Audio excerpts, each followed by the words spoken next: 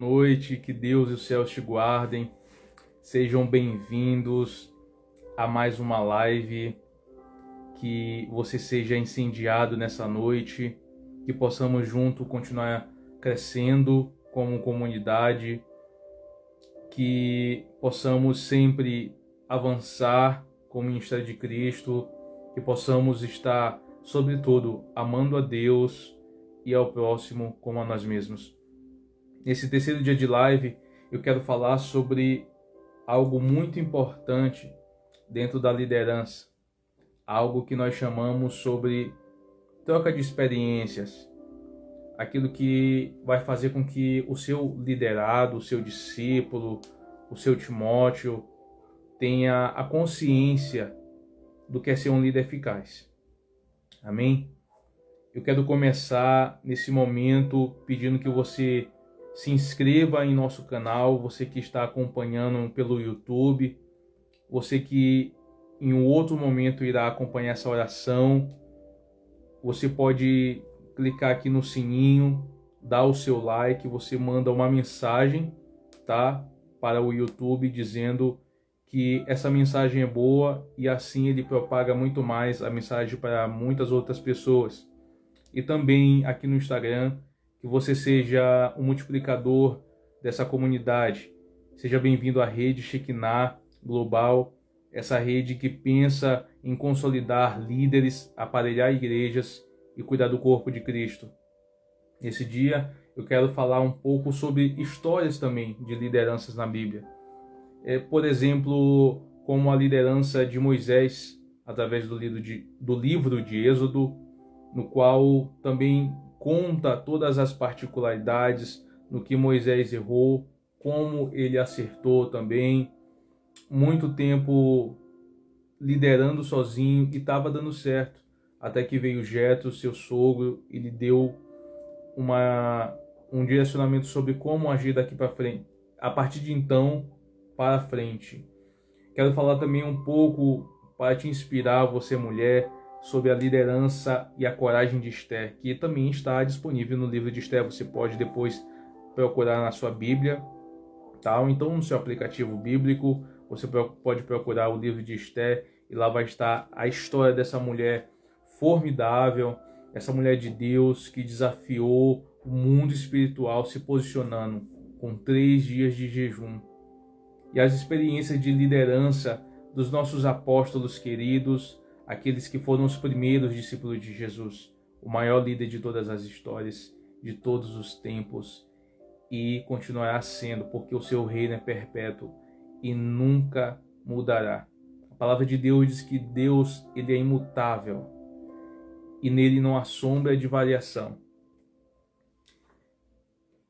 Na questão dos discípulos, dos apóstolos, eu quero te falar sobre encorajamento, porque falar sobre as experiências de liderança dos apóstolos no Novo Testamento podem ser exploradas para inspirar, tá bom? A sua vida e compartilhar, claro, com você essas histórias de liderança.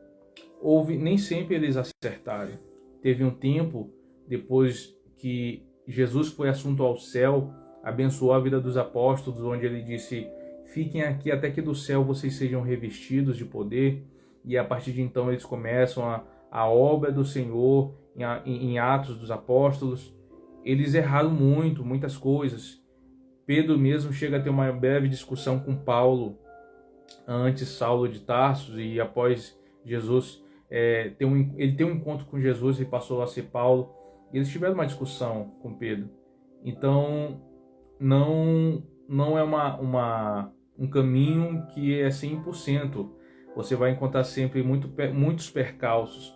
Eu quero te convidar a ser um líder eficaz, um líder de excelência em tudo que você faz.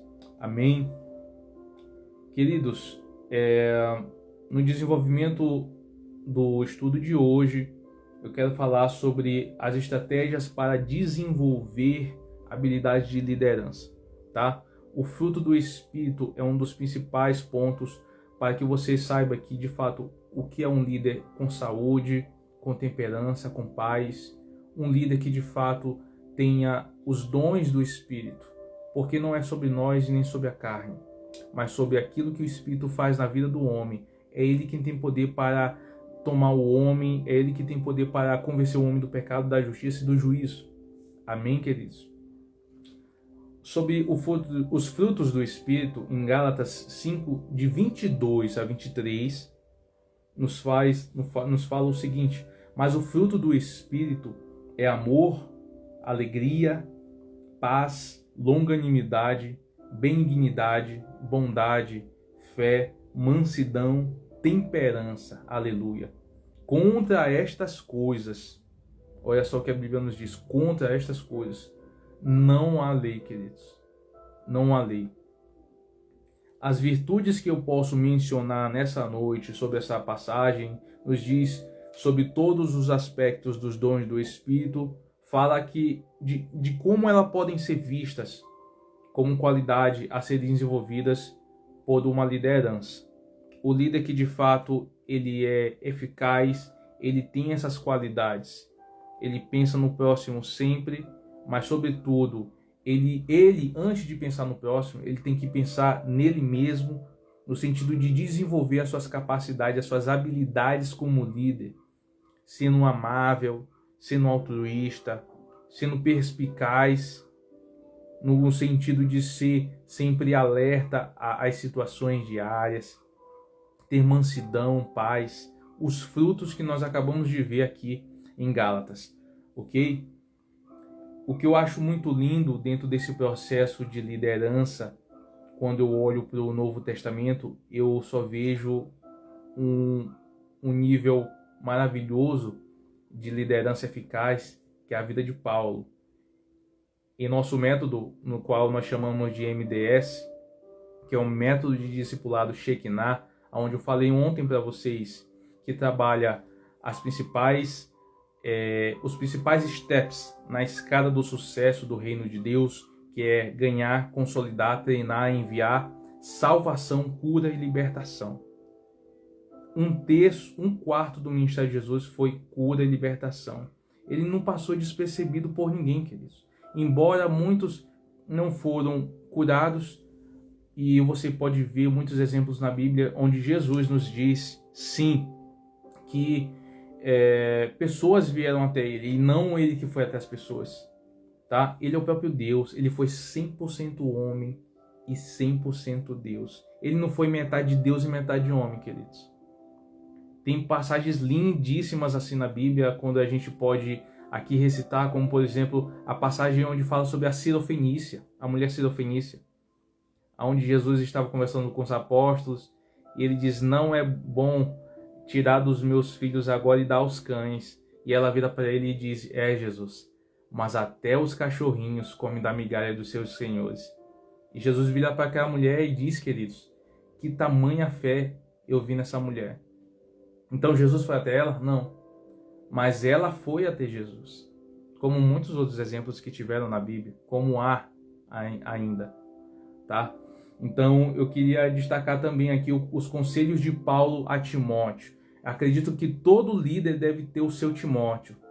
Aquele que quando você está cansado, ele que está ali, levanta a sua mão, como Arão e Ur levantou a mão de Moisés.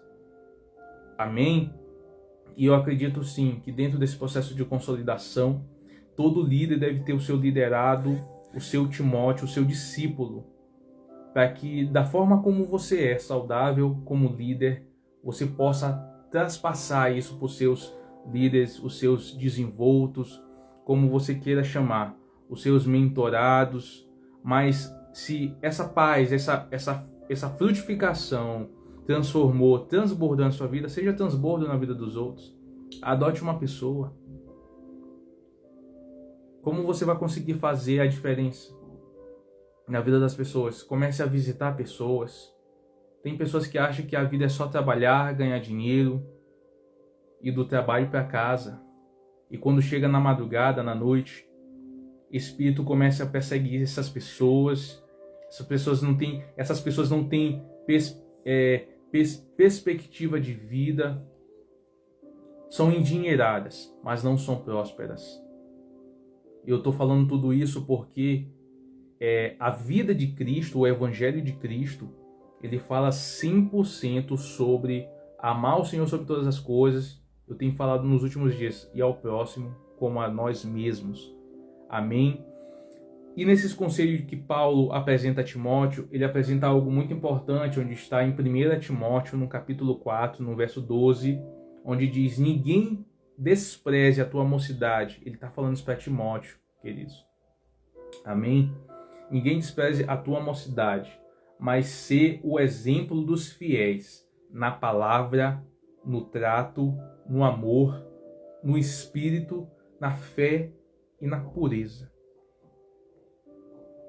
Se um líder é capaz já de transmitir isso aos seus discípulos, ou no caso de mulher, suas discípulas, é porque ele já transborda muito dentro dele, queridos. E não é ter discípulos e fazer discípulos, não tem nada a ver sobre exercer controle. Mas é de fazer com que pessoas entendam o que foi, o que é e o que vai ser no porvir esse chamado de Jesus. Esse tal id que tanto nós falamos. Quando Jesus abençoou os apóstolos, eles começaram a tocar o terror na terra. Eles prosperaram em cura, em bênçãos. Eles viviam juntos. Atos dos Apóstolos fala muito isso. Quando a gente começa a olhar também para a vida de Paulo, a gente vê um casal maravilhoso, que eu amo muito a história deles, Priscila e Áquila. Áquila e Priscila cederam seus lares para o trabalho doméstico da fé, o trabalho que Paulo fazia. São pessoas que existem no ministério de nós como líderes, como sacerdotes, bispos, pastores, padres, porque não é sobre religião, queridos, é sobre Deus. É você adotar uma pessoa sabendo que o seu fruto não é aqui, mas que na casa de meu pai há muitas moradas. Foi isso que Jesus falou para os discípulos deles. E é isso que eu quero te encorajar a pôr em prática nessa noite, nesse dia, a partir de hoje. Você fazer um voto consigo mesmo. Um voto de ter habilidade com Deus vivo. Ter habilidade com aquilo que Deus te deu. Parar de ser essa pessoa mimizenta. Mimizenta, que fala o tempo todo, porque tá desse jeito, porque tá difícil. A pessoa tá com dinheiro na mão. As coisas estão sendo providas, o pão, a água, tudo. Mas a pessoa tá reclamando todo dia porque tá difícil, tá difícil, tá difícil. Queridos, está repreendido no nome de sob o sangue do Cordeiro. Seja grato, querido. Seja grato. Adote uma pessoa, sim. O reino de Deus é sobre isso. O reino de Deus não é nada mais do que servir, sobre dar. Ontem eu falei sobre dar. O dom de adquirir riquezas, queridos. Sobre o dom de adquirir riquezas. O dom de adquirir riquezas com o quê? Para que as pessoas tenham muito mais. Todo dia está reclamando. Vá fazer o que deve ser feito para o Senhor, querido. Vá falar da palavra de Deus. Todo dia está reclamando. Tem muitas pessoas, muitos presbíteros, muitos ministros, muitas pessoas comuns, missionários, que precisam de uma estadia, como o Priscila e Áquila fez para Paulo. Tá? Então, nessa passagem que eu estou falando aqui para vocês, nesse desafio que eu falo a partir de hoje, de ser igreja, de ser discípulo, já que você não foi chamado para ser líder, mas nesse contraponto aqui onde eu falo dos conselhos de Paulo a Timóteo, então seja servo de servir pessoas que estão acima de você. E não é sobre você, é sobre o reino. No reino há lugar para muitas coisas, para serviço, para liderança, mas sobretudo para servir. Ontem eu falei sobre a história de Jesus, onde ele falava que ele não veio para ser servido, mas para servir. Ele lavou os pés de todos os discípulos. E quando eu olho para a vida de Paulo, eu só enxergo isso. Eu só enxergo as bênçãos que ele passou para Timóteo. Como ele iniciou Timóteo nessa vida consolidativa. Eu não sei nem se essa palavra existe, mas eu estou usando aqui o neologismo, consolidativa. De consolidar, sabe? De dizer, Timóteo, meu filho, vai lá. Paulo foi tão líder eficaz que ele chegou, ele disse, ei, Sede meus imitadores como eu sou de Cristo. Olha que ousadia, queridos. Se um líder hoje em dia, nos dias atuais, falar de uma ousadia dessa, ele deve ser um homem de tamanha pujança, tamanha espiritualidade no Deus vivo. Ele se tornou, por exemplo, hoje em dia poderia se tornar até algo muito, soaria algo muito pejorativo, sabe? Aos ouvidos das pessoas. Mas Paulo falou isso. Então Paulo aqui hoje é o exemplo de líder eficaz, de pôr em prática as habilidades que você tem, queridos, e você reclama todos os dias. Sabe o que pessoas que reclamam todos os dias e não põem em prática aquilo que Deus deu? Deus toma, queridos. Deus toma esse dom teu e dá para quem vai prosperar. Ontem eu falei sobre a parábola dos talentos. Então, multiplique, transborda na vida das pessoas, assim como Paulo transbordou na vida de Timóteo. Amém?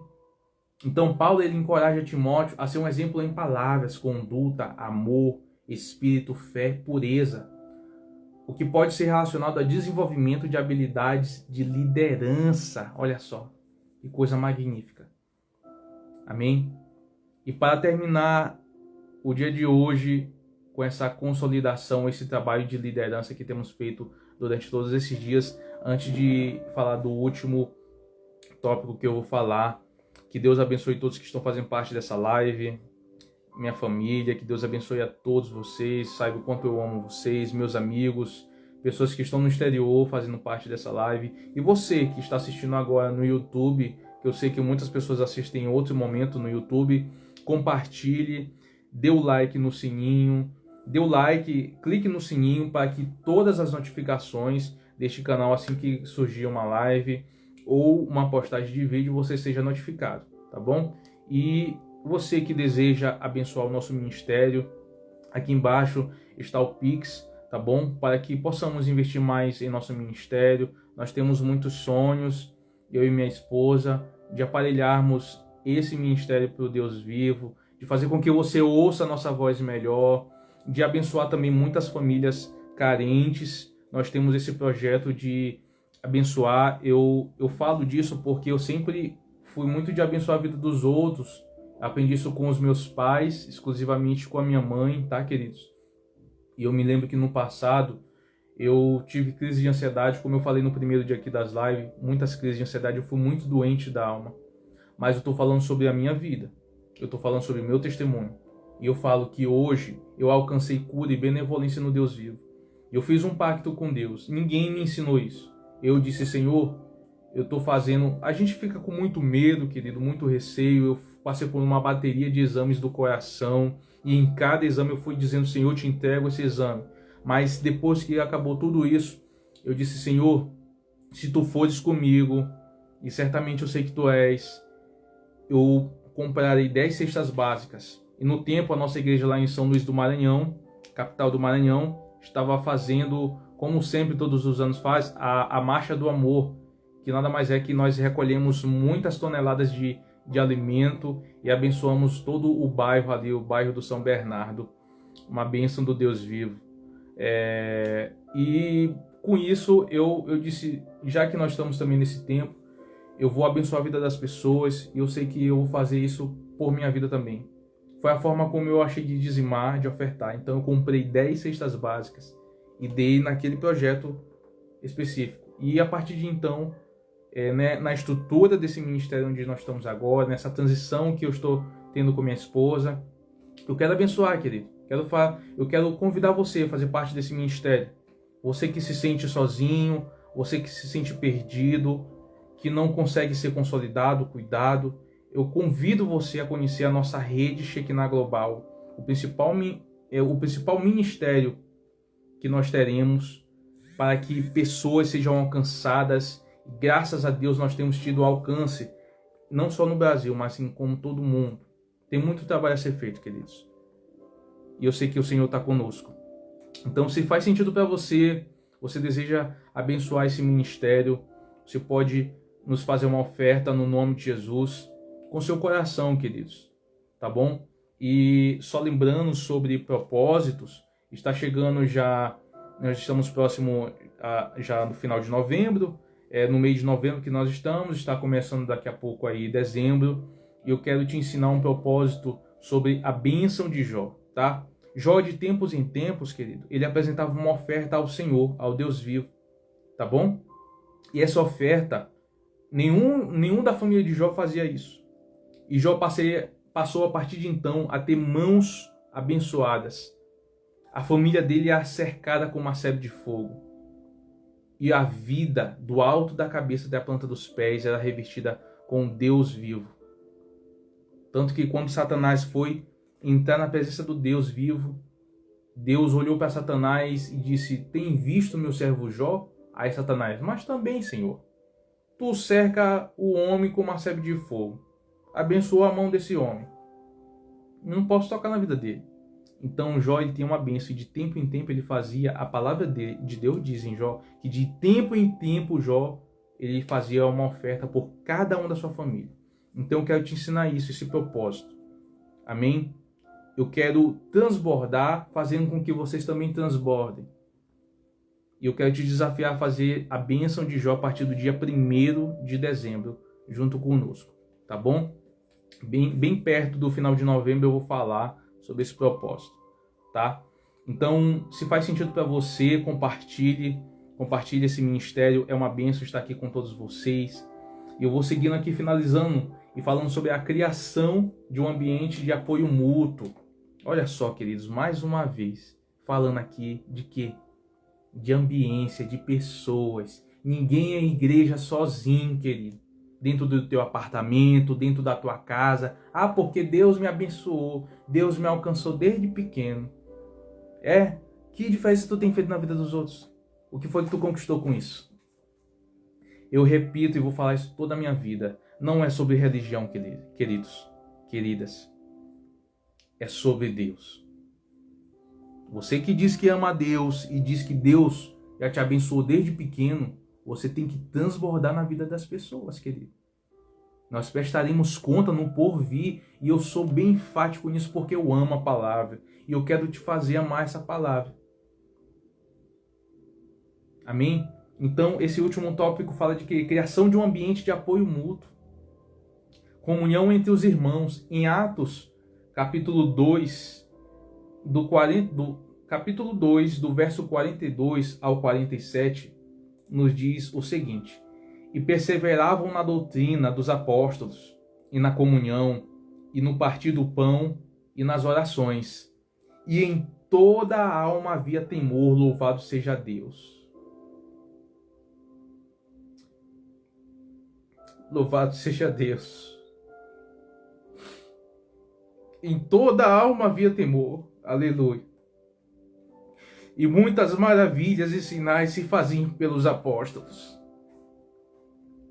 Esse Jesus que eu amo, queridos. A minha vida só tem sentido por amor a Ele. Por Ele e para Ele são todas as coisas. Ser igreja que se importa de verdade é você ter tempo de mesa com as pessoas. As pessoas estão morrendo, queridos. As noites têm sido difíceis para as pessoas. Então compartilhe disso que você tem.